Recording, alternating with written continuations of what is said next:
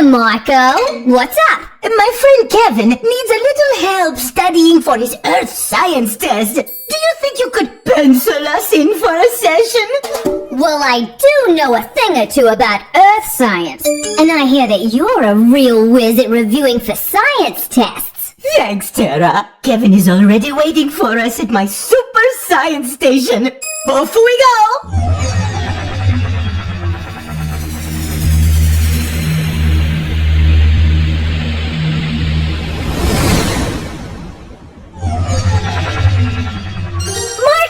Tara! Boy, am I happy to see you! I need to get ready for my Earth Science test. Glad to help, kid. Earth Science is kind of my specialty. When you study Earth Science, you learn about astronomy, geology, meteorology, and more. Let's start by talking about our solar system. Tell me what you know. Well, the sun is in the middle of the solar system, and it provides us with light and heat. Good, good. You know anything else? There are 8 planets that orbit the sun, but I always have trouble remembering their order. I know a fantastic way to remember the order of the planets. Hello? Who's calling? Professor who?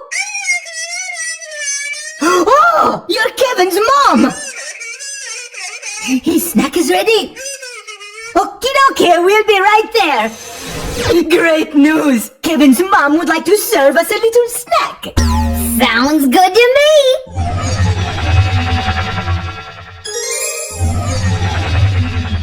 So, Kevin, I didn't know that your mother was a professor. Oh yes, she's very educated. Here you go. Enjoy. Oh my, what just happened? My very educated mother just served us nachos. That's it. That's the order of the planets. Huh? I see what he's getting at. Take the first letter of each word in the sentence. My very educated mother just served us nachos. And now we'll give you the first letter of the name of each planet. My Mercury, very Venus, educated Earth, Mother Mars, just Jupiter, served Saturn, us Uranus, nachos, Neptune. My very educated mother just served us nachos. Mercury, Venus, Earth, Mars, Jupiter, Saturn, Uranus, Neptune. Mercury, Venus, Earth, Mars, Jupiter, Saturn, Uranus, Neptune. Mercury, Venus, Earth, Mars, Jupiter, Saturn, Uranus, Neptune. Mercury, Venus, Earth, Mars, Jupiter, Saturn, Uranus, Neptune. Hey, that's pretty cool! That makes it easy to remember the planets. Great! Now back to the Solar System Learning Center at my Super Science Station. But what about the...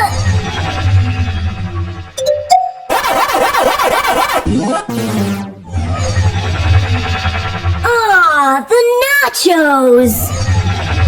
Tough going, kid. But nachos aren't the only things in life, and the planets aren't the only things that orbit the sun. Take a look at this. Wow! That's pretty cool, Tara! What are all these chunks of rock between Mars and Jupiter? That is known as the asteroid belt. The objects in this area range in size from dust particles all the way up to Ceres, which is 900 kilometers in diameter. Ceres is actually considered a dwarf planet because it has a large enough mass to have a rounded shape. But as you can see, it's not large enough to have cleared its orbit around the sun. By that I mean there are other objects in the same orbit with Ceres.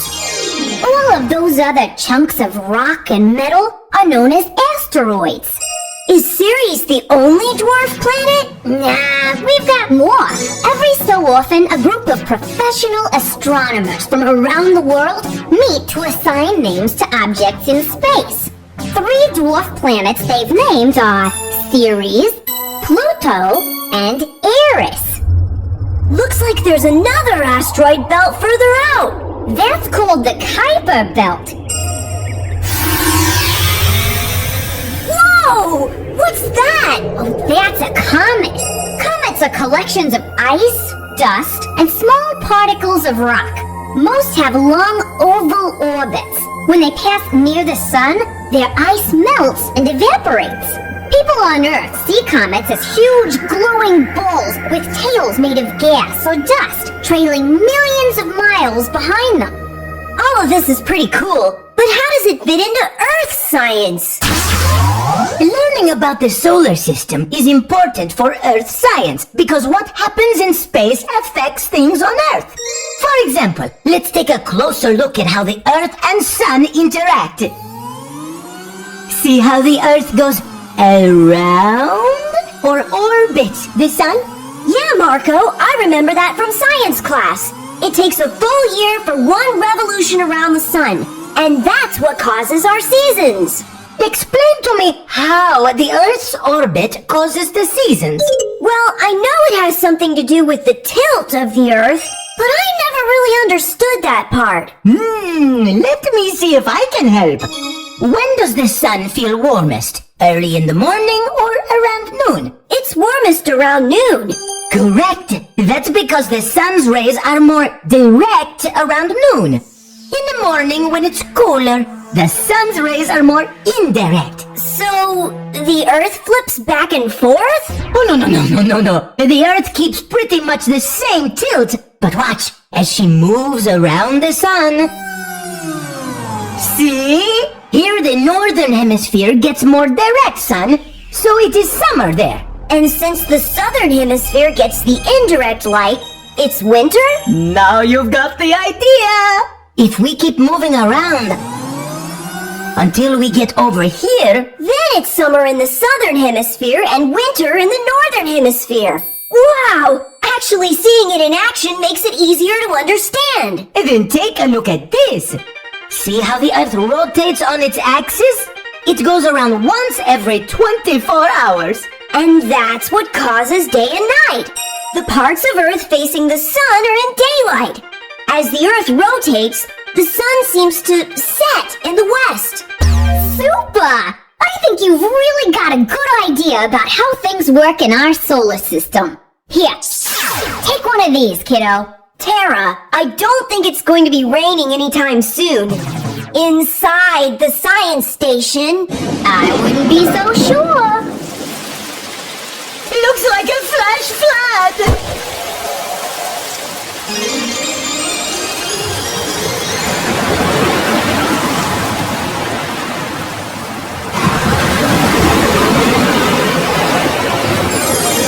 We got here whether or not you wanted to. Oh, brother. Here at the Water Cycle and Weather Learning Center, we'll learn how the water cycle affects weather on Earth. The sun provides the energy that drives the whole water cycle. As the sun heats water on Earth, water evaporates into the air. As the water vapor cools in the atmosphere, it condenses into small water droplets that form clouds. When the water droplets get too heavy, they precipitate back to the ground. Then the water accumulates in aquifers, rivers, lakes, and the oceans. And the whole thing can start all over again. Okay, I think I understand how the water cycle works. But why does it rain and snow places other than over the water? Good question. We get rain and snow and other precipitation in all kinds of places because the sun heats the earth unevenly. Land heats and cools faster than water. And we know that it's warmer near the equator than the poles. All of this uneven heating keeps cold and warm air moving and it makes changes in air pressure. Here's how those air pressure changes cause wind. Cold air weighs more than warm air, so the pressure of cold air is greater. When the sun warms the air expands, gets lighter, and rises. Cooler, heavier air moves to where the warmer and lighter air was. In other words, wind usually blows from areas of high air pressure to areas of low air pressure. Now, warm air can hold more water vapor than cold air. So as the air gets colder, you get condensation and then precipitation. There you go. But it is the temperature of the air that determines the kind of precipitation. Rain happens when drops of liquid water fall on the surface of the earth. Snow forms when the air is so cold that water vapor turns directly into ice without ever passing through a liquid state. If the air is cold enough, the snow will fall all the way to the ground. Otherwise, it might melt into rain on its way down. Sleet refers to water droplets that freeze on their way down through really cold air. Unlike snow, sleet goes through a liquid state before freezing. The result is that sleet is not light and fluffy. Hail is like mega sleet. When it hails, large balls of ice fall from the sky. Hail forms in a more complex way than sleet. As ice crystals start to fall, wind carries them back up high into the clouds. This happens over and over, and the crystals grow each time. Eventually, they get too heavy and fall hard. That's wild, Tara! I never knew weather could be so complex. And that's just the surface, kid. But it's enough to get you started. Ooh, those nachos aren't setting so good. Are you okay? She'll be fine, but I'm a little worried about us. If there's an earthquake!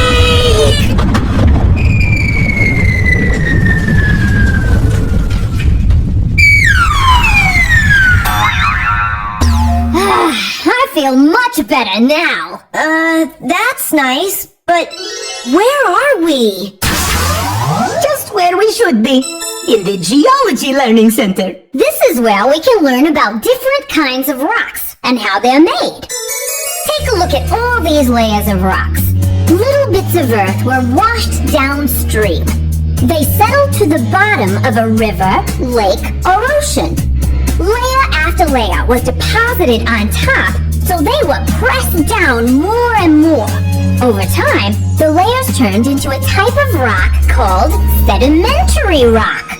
That's right. Sedimentary rocks make up about 3/4 of the rocks at the Earth's surface.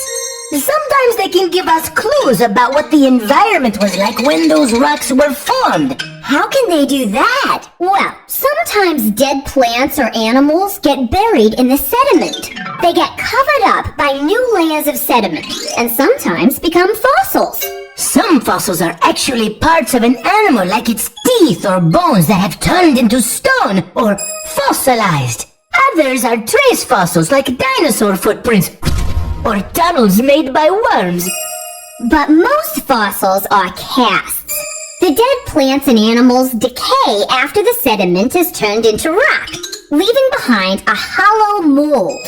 Salts or other minerals can fill the cast and hold its shape.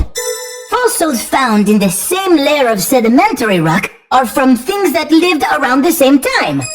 As new layers form on top, the fossils get buried deeper and deeper. I think I understand. So, the deeper the fossils are found, the older they are? You got it! And sometimes, large amounts of plants are deposited in sedimentary rocks. If they are compressed under a lot of pressure for a long period of time, they turn into carbon. This gives us coal, oil, natural gas, and petroleum. I guess that's why they're called fossil fuels. You bet it is. And let me tell you, fossil fuels are really a gas. Oh, brother. Okay, sedimentary rocks make up about 3/4 of the rocks at Earth's surface. You got it. What about the rest of the rocks? What are they? Glad you asked. There are two other kinds of rocks, igneous and metamorphic. Igneous rocks form when molten rock cools and becomes solid. Molten rock is called magma when it is below the Earth's surface. But sometimes magma pushes up through cracks to the surface of the Earth. Then it is called lava. Oh, I just love a good eruption. Stop that! When lava cools, it becomes a kind of igneous rock called volcanic rock. Basalt is the most common type of volcanic rock. Most of the rocks on the ocean floor are basalt. Igneous rock can also form when magma cools slowly and becomes hard while it's deep underground. Rocks that form this way, like granite, usually have large crystals. Fossils are not usually found in igneous rocks. The heat of a volcanic eruption tends to destroy living things and only rarely preserves any evidence of them. However, fossils may be found in volcanic ash deposits, which are actually a kind of sedimentary rock. That makes sense. Sedimentary rocks are made from sediment, and igneous rocks are made when molten rock is cooled. But what about metamorphic rocks? How do they form? Good question, kiddo. Metamorphic rocks are rocks that have morphed or changed from one kind of rock into another. Metamorphic rocks were once igneous or sedimentary rocks, but movement of the Earth's crust caused them to change. Just moving the rocks changes them? No. Try pushing your hands together very hard. Do you feel heat and pressure? Yeah. When the Earth's crust moves, igneous or sedimentary rocks get squeezed by tremendous pressure, which heats the rocks and pulls them like taffy. The original rock is changed by this heating and pulling, and it becomes a metamorphic rock. As you might guess, any fossils that were in the sedimentary rock will now be in the metamorphic rock. But those fossils may be stretched and deformed because of the heating and pulling. Bummer! Metamorphic rocks are the least common of the three kinds of rocks. Slate and marble are two examples. Even though two rocks may be formed the same way, they can be made up of different kinds of minerals. That's right! To identify the minerals in rocks, scientists use properties like color, luster, hardness, and streak. Look at these! I wonder what minerals they are. Hey! If I describe their properties, that might help me to identify them. Bravo! Now, the color of a mineral is the first thing people tend to notice. But be careful! Most minerals can occur in more than one color. Luster describes how light is reflected from the surface of a mineral. The two main types of luster are metallic and non-metallic. The hardness of a mineral is its ability to resist scratching. The Mohs hardness scale uses 10 minerals to rank hardness. Take a look here. A diamond is the hardest naturally occurring substance, with a hardness of 10. And talc is very soft, so it only has a hardness of 1. That's all good and fine, but how can I find out the hardness of the minerals in this box? With a little scratching. Not that kind of scratching. We'll use minerals and objects from the Mohs scale. If your mineral sample can scratch an object, say this penny, then it has a higher hardness. Let's try this one. Good choice. I like the nice metallic luster. Can it scratch a penny? Looks like it does, Marco. That means this mineral has a hardness higher than 3. That's the way to do it. Now try scratching this quartz. Nope. And look, the quartz will scratch my mineral sample. So it has a hardness between 3 and 7. We could keep on scratching away with different materials from the Mohs scale to narrow it down even more. But I think you get the idea. I sure do. Thanks, Tara. Another way to categorize minerals with a hardness lower than 7 is to determine their streak. Streak? Does that mean some of them have racing stripes? Nah, the streak of a mineral is the color of the powder it leaves when you scrape it across a streak plate. We know your mineral has a hardness lower than 7, so... Red? That's not what I would have guessed at all! Don't feel too bad, kid. Science is full of surprises. Have a look at this table here. Do any of those descriptions match your mineral? Let me see. Steel gray, hardness 5.5 to 6.5, rust red streak, metallic luster. I'll bet this is hematite. That's the way to do it. Great job. Well, kid, your earth science knowledge is really building up. It looks like something else is building up under my chair. Hey, that sort of looks like a volcano.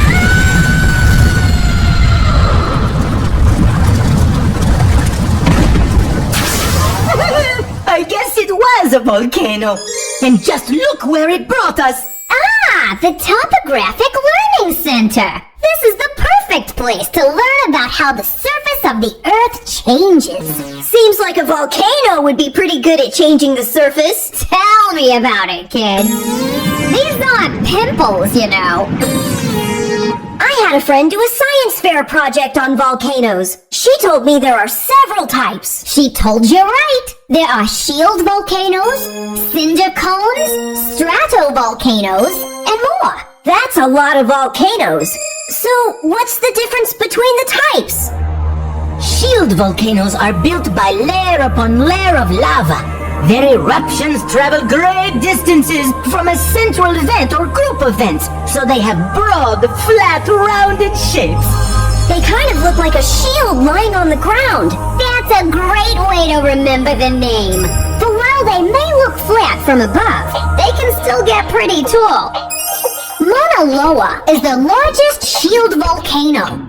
Mauna Loa means long mountain, but it stands over 13,000 feet above sea level, and it rises over 28,000 feet from the ocean floor. It would be the world's tallest mountain if it weren't mostly underwater. Maui wowie!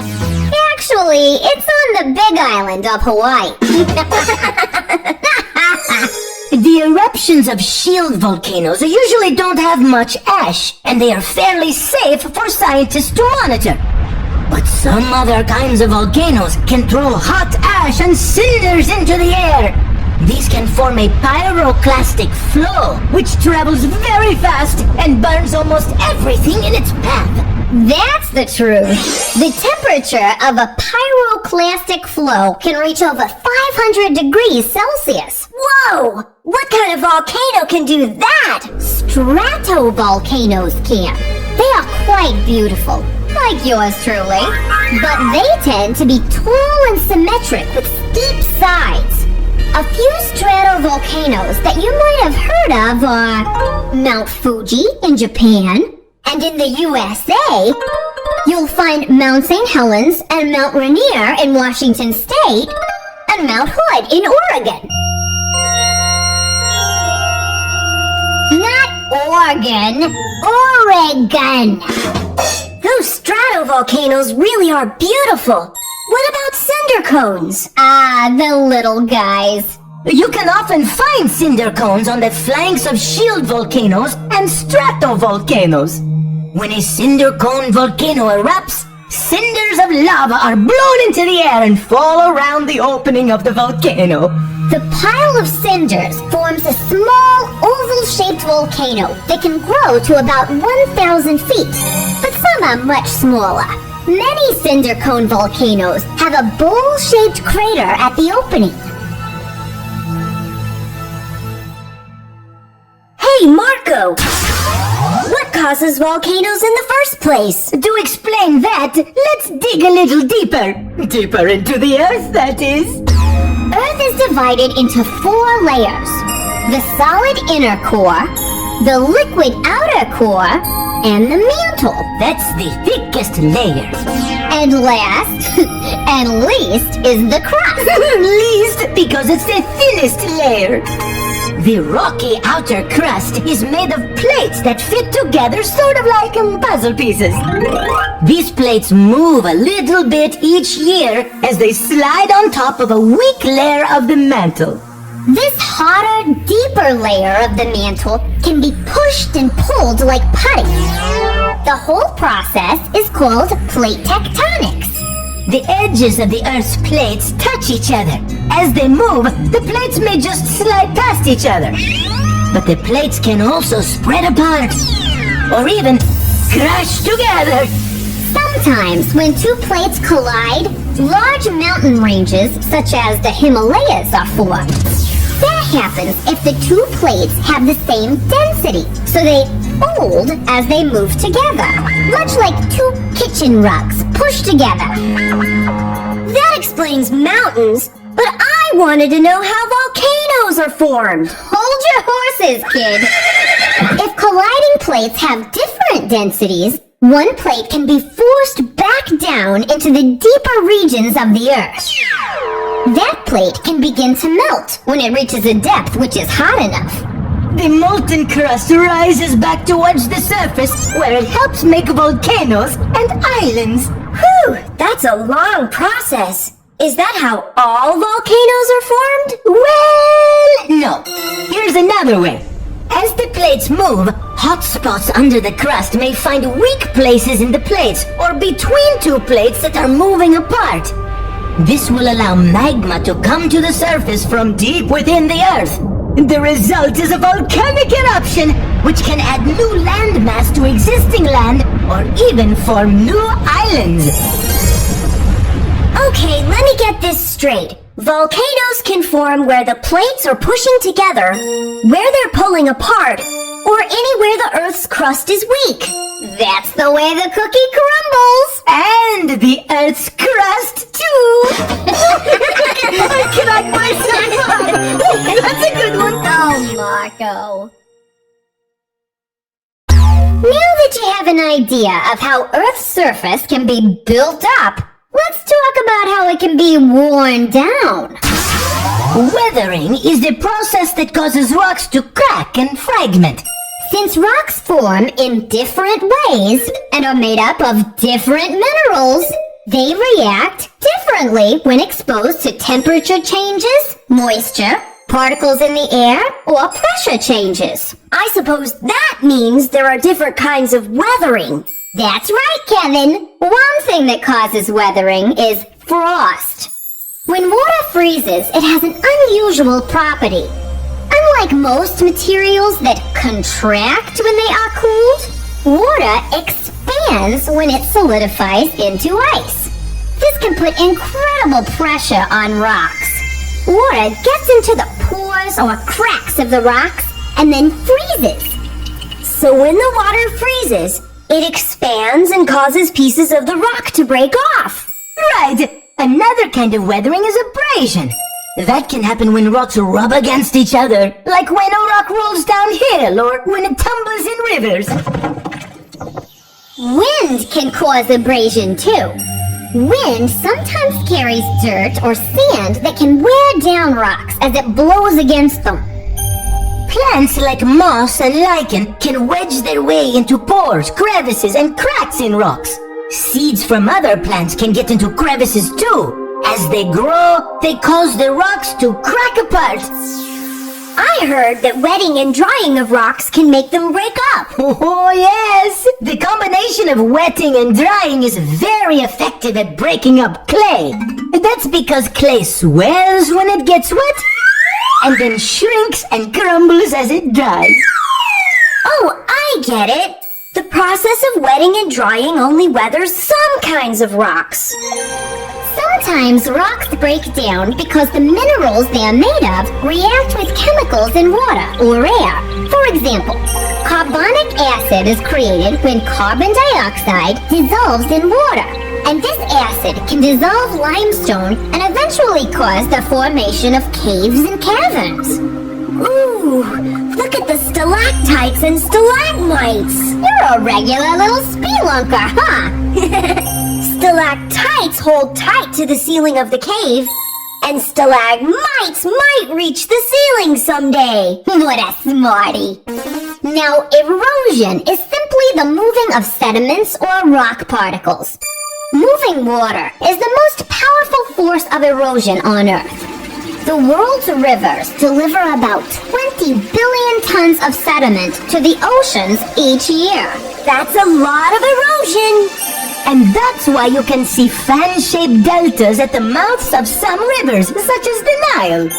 V-shaped valleys, canyons, and gorges are also carved by streams and rivers flowing through the mountains.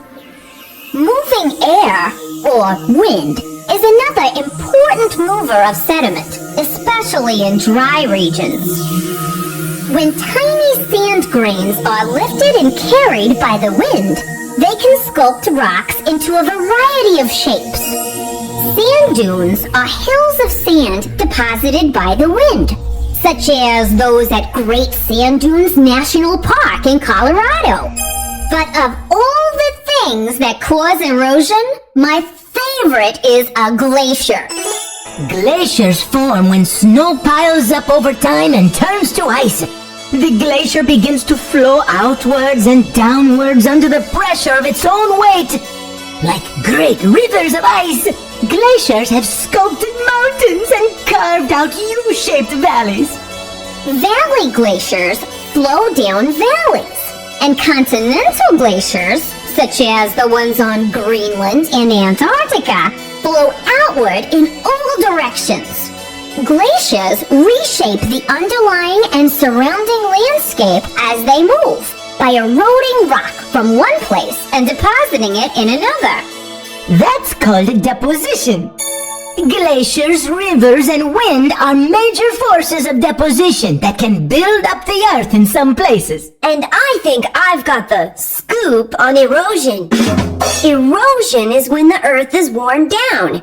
It can happen because of water, wind, or ice. That's right, kid. Weathering and erosion work together to reshape the surface of the earth. Water and cracks of rocks can turn to ice in the winter and make the cracks bigger. Over time, bits and pieces of the rock break off and fall away. Winds can pick up these small bits and wear down weaker parts of rock. Rain can wash the small bits away. Over time, these processes can work together to leave interesting formations, such as the arches in Utah or the hoodoos in Bryce Canyon. Canyons look like fun places. I'd like to travel to see them someday. Well, right now we need to travel to our next learning center. Right this way. Whoa! Hey, wait, Marco! I think my chair ran out of gas. Uh-oh, it looks like we need an alternative energy source. Don't worry. Balance this on your head. Okay, but how will this solar panel help? We're indoors. Just you wait and see.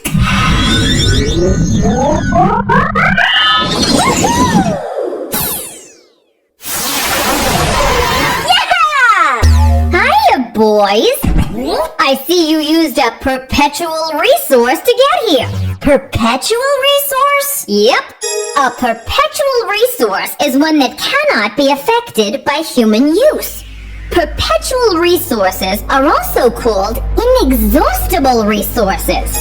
They include things like solar energy that can be converted into electricity. Solar energy can also be used to heat water or air for homes and businesses. Sounds like we should use solar energy for everything. Well, solar energy is very dependent on the time of day, the time of year, and the weather. So, in order to be efficient, a large surface area is required to collect the energy from the sun. But scientists are working on ways to get around that. Is solar energy the only perpetual resource? Oh no. There's always the wind. Remember that the wind is caused by uneven heating of Earth by the sun, so it's an indirect form of solar energy. The wind blows stronger and more consistently in some areas. Wind turbines and wind farms can be built in those places to convert the wind energy into electricity. And there's also geothermal energy. Heat from the earth can be used to make steam or hot water to heat buildings or generate electricity. Some scientists are even looking at ways to utilize the oceans to produce energy for us without causing any environmental damage. They've come up with a few ways of tapping the energy from tides and waves. We might even find a way to use temperature differences in the ocean to produce energy. In some regions, the surface water can be 40 or more degrees Fahrenheit warmer than the deep water. So, perpetual resources include solar, wind, geothermal, and ocean energy. What other kinds of resources are there? Glad you asked, kiddo. There are renewable resources and non-renewable resources. I've heard of renewable resources. They can be replenished as fast or faster than we use them. That's true. But the problem is that usually the demand for resources like wood, crops, soil, and water increases over time. If the demand gets too high, these resources cannot be replenished fast enough. We have to be careful and keep things in balance. That does sound like a good thing to do. And what about non-renewable resources? I guess those can't be replenished at all. When they're gone, they're really gone.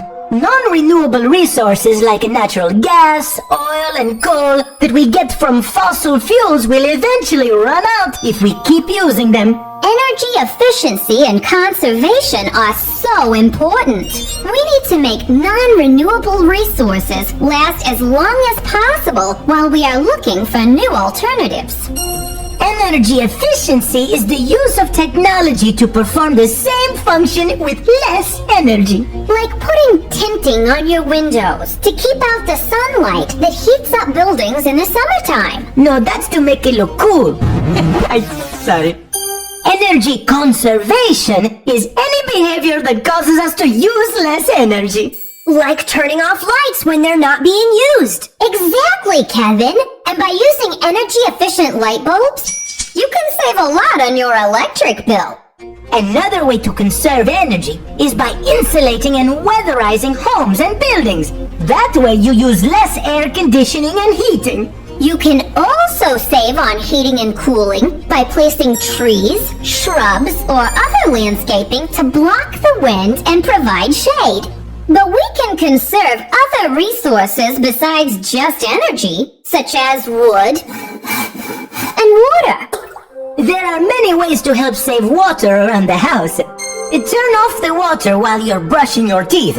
Take short showers instead of baths. And be sure to fix any leaks. I worked with my mom to convince the people in our neighborhood to find a garbage service that recycles. We separate out plastic, glass, aluminum cans, and paper for recycling. Excellent!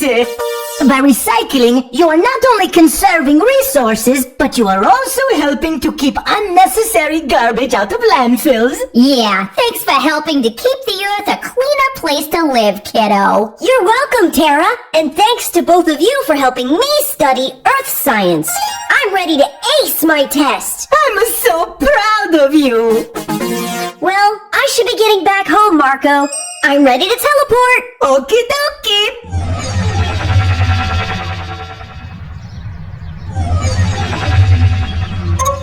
Huh?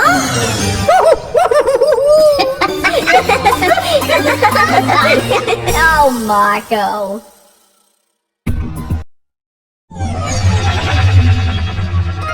And now that we've reviewed some of the material from Earth Science, let's see how well you might do on a practice test. For those of you following along, you might want to use pause when a question first comes up to see if you can choose the right answer before Kevin.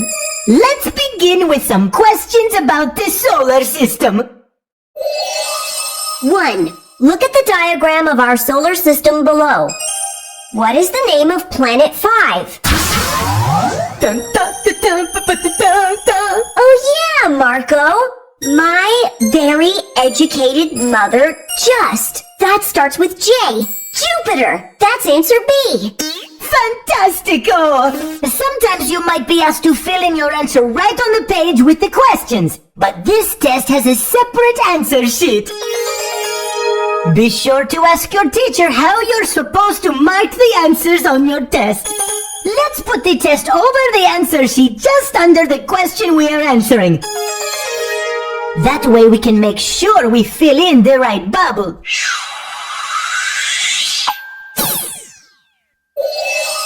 Two. Which objects in our solar system have long tails when they are close to the sun and are made mostly of rock and ice? A. Planets. B. Asteroids. C. Dwarf planets. D. Comets. The only one of these things I remember having tails are the comets. You have a great memory! Our answer is D.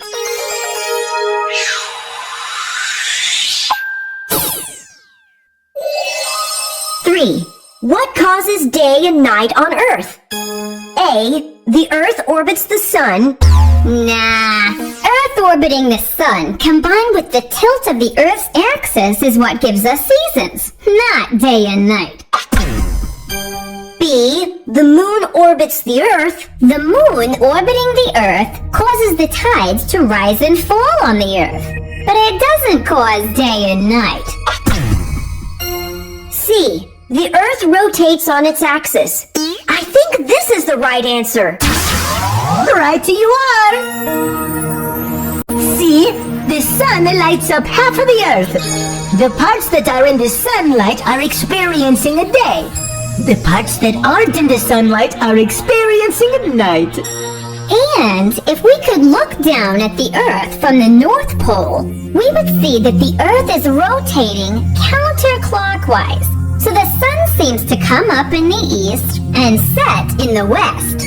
Maybe I should check this last answer just to make certain C is the best choice. Good thinking, Kevin. D. The sun orbits the Earth? That's ridiculous. Everyone knows that the sun doesn't orbit the Earth. That means our answer is C. The Earth rotates on its axis.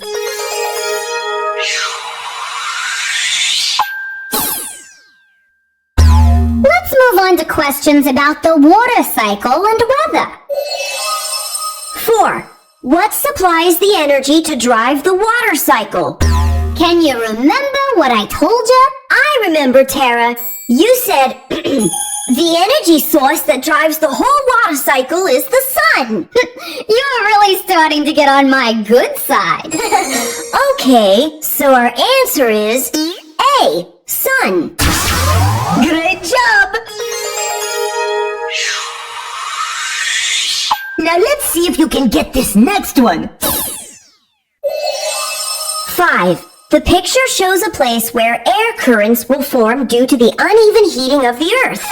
In which direction will air currents most likely move? Let's see. Warm air rises, and the cool air will come in to replace it. So, A. From the lake toward the land. Looks right, but let me check all the answers. B. Straight up above the lake. No, that's not right. C. From the land toward the lake. That's backwards. D. All of the above. That can't be right. So our answer is A.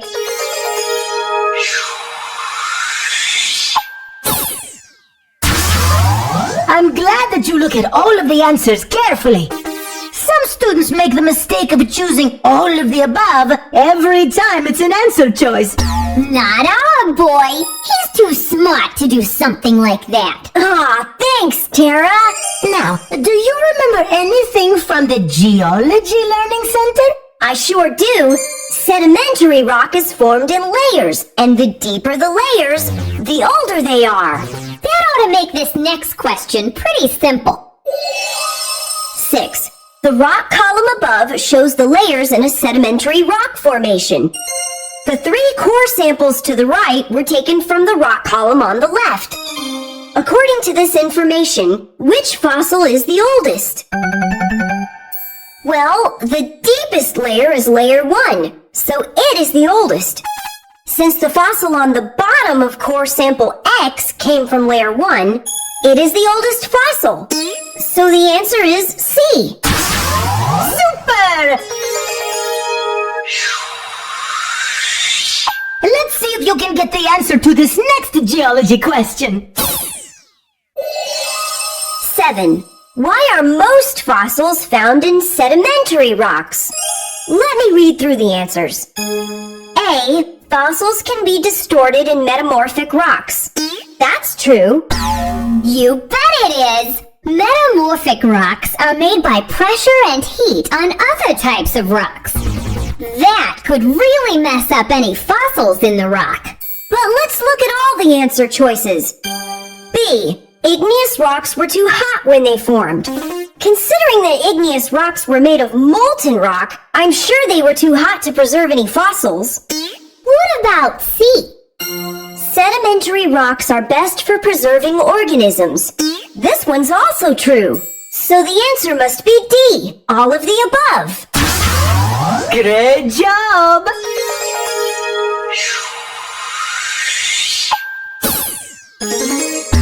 You're a real gem. We'll take a look at one more geology question.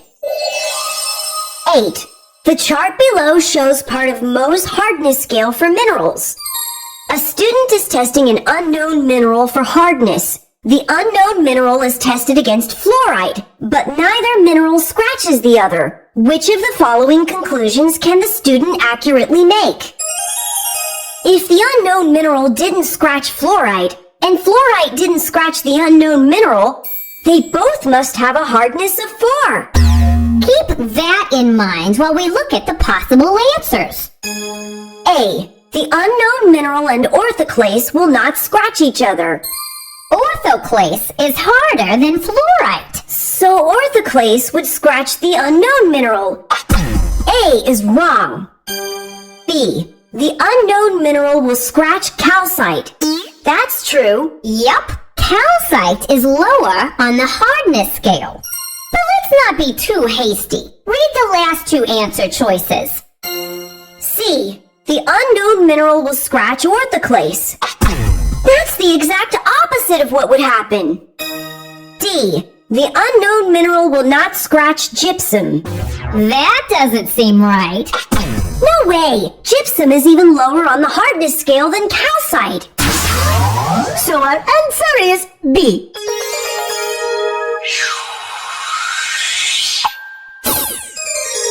This kid has a mountain of information in his head. You think so? Let's see if he remembers what was said about Earth's changing topography. 9. Mountains may be formed when A. Volcanoes erupt. That's true. Some of the volcanoes even have the word mount in their name, like Mount Fuji. But I remember that mountains are formed other ways too. Let me check the rest of the answers.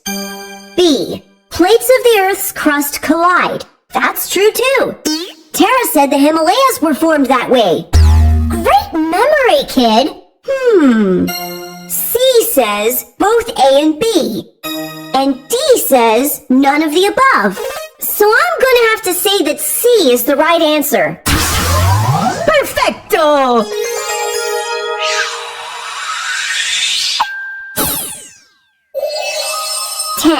Which of these processes can be caused by movement of the Earth's plates? Let's see. The highest mountain range in the world, the Himalayas, were formed by plates colliding. And the islands of Hawaii were formed because of a plate moving over a hot spot. Some of those islands still have volcanic eruptions. That makes all of the answers true. So our answer is D. All of the above.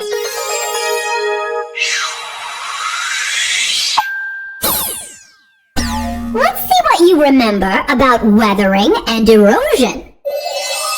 11. Moving water was the most important factor in forming which of these? A. Sand dunes at Great Sand Dunes National Park. No, Tara said those were formed by wind. B. The Grand Canyon. I'm pretty sure that was formed by a river, although I don't know what the name of the river is. That would be the Colorado River. C. The Andes Mountains. From what we discussed, mountains are built from volcanic eruptions or plate tectonics, not moving water. You've got a good head on your shoulders, kid. D. Kilauea Volcano. That's made out of flowing lava, not moving water. So the answer is B. The Grand Canyon. Nice work!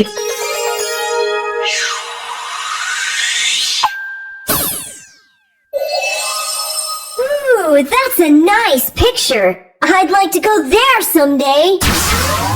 And the man at the bottom of the picture gives you some perspective as to how large the arch really is. All right. Let's get down to business. Read the question, please. 12. The land formed below is an arch found in Arches National Park in Utah.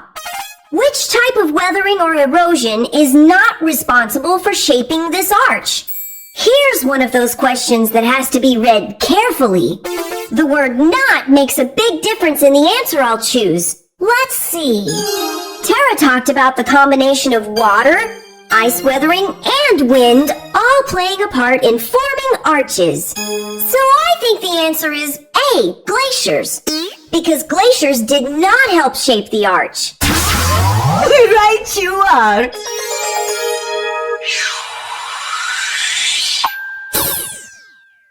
You're a smart kid. So let's see how bright you are when it comes to energy and resources available on Earth. No problem. 13. Which of the following is a renewable resource? A. Tree. That's renewable as long as we don't use them faster than new trees can grow. I think this is the answer, but I'll check them all to be sure. I'm so glad you have good test-taking skills. B. Natural gas. That's a non-renewable resource.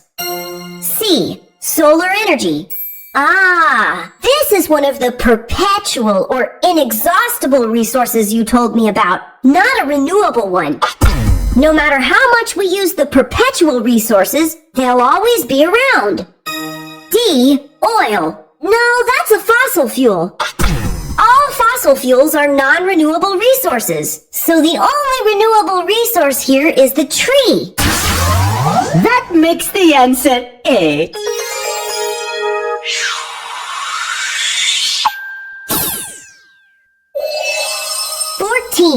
Watering plants and grass in the early morning is one way to conserve water. Why? A. Plants only absorb water in the morning.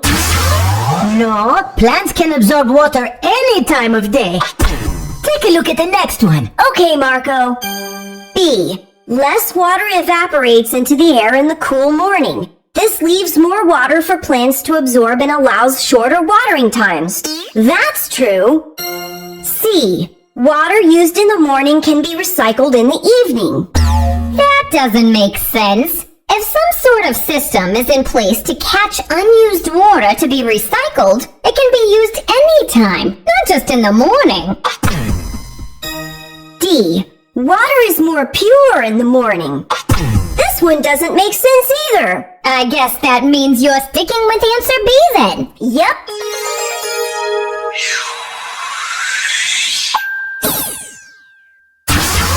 And now for the last question. 15. Which of the following is not a way to help conserve energy? A. Plant trees in the landscaping around buildings. The trees would provide shade from the sun and help to block wind, which would help with cooling and heating bills. But the question is asking which one is not a way to conserve energy. How about B? Turn off machines when they are not being used. That's definitely a way to conserve energy. Check the next one. Sure thing, Marco. C. Both A and B.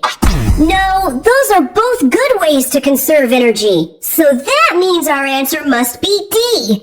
take lots of bubble baths.